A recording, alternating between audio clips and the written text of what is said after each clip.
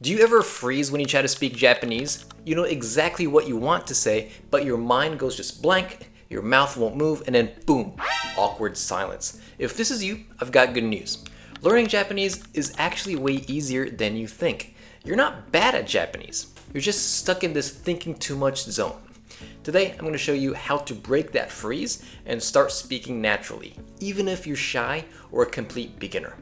My name is Sean Naran, and I'm an interpreter in Japan. On YouTube, I teach beginners like you how to speak Japanese naturally. Let's get started. First, why does this happen? It's not your grammar, it's not your vocabulary, it's your brain trying to translate in real time. This is a huge point, guys. You're thinking in English first and then trying to find the Japanese version. But by the time you find it, the moment's already gone.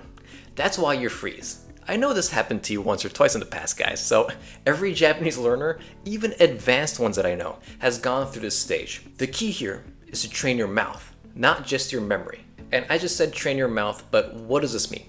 Here's what I mean, okay? Instead of studying words like taberu on a list, practice saying short, natural phrases out loud. So, why don't we do just taberu? It's because it's a word that you learn on your textbook, but we don't use it. We never say this, okay? Japanese people, if you're living in Japan, we don't say this. So, for example, you can say something like, I'm eating now. Ima tabeteru.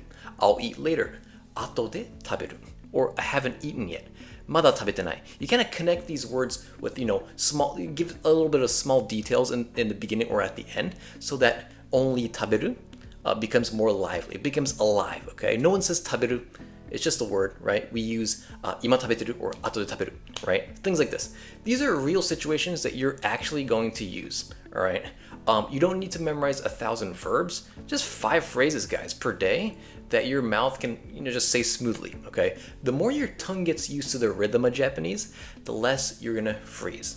Now you know what to do. Let's talk about how to apply this, okay? So try this simple 3-step method every day. I use this with my students and it works very well. Okay, step 1, you listen to a short native phrase, something from like YouTube or podcast, which you're probably already watching, right? Number 2, shadow it. Repeat immediately, even if you make mistakes. So what I try to say to my students is do it 20 times in the morning, right after you wake up, and do it 20 times before you go to bed, okay? After step 1, which is watching, YouTube and learning those verbs, shadow it, just use it. Step 2 is using it 20 times in the morning and 20 times at night, okay? Guys, if you do 40 times a day in 7 days, you'll probably remember at least 10, okay? And once you clear step 2, you use it in a real life, you use it in your real life that day, right? For example, if you just learned daijoubu desu, right, on YouTube, say it 20 times in the morning, like ima wa daijoubu desu, tabun daijoubu desu. Say things like this, and then you say this 40 times a day, right? 20 times in the morning, 20 times at night. Say it 40 times a day total. And after that, step 3 is say it when someone offers help. The key is not perfect grammar, it's real usage. So after you practice it at home, you want to use it outside, right? Once you use once you use a phrase 3 to 5 times in real life, it becomes automatic. No more freezing. And because we're already here, let's talk about the mindset shift that's very important when it comes to learning Japanese, all right? You might think, oh, I need to study more before I can speak. No, you need to speak more before you actually can study effectively. Guys, it's interesting, isn't it? Japanese isn't something you learn and then use.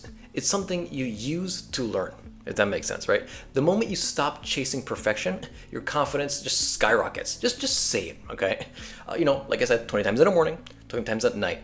Before speaking to people, at least you can say it in front of the mirror, right? And then your confidence just skyrockets, right? Remember, native speakers don't care if your grammar is 100%. They only care that you're trying with energy and heart.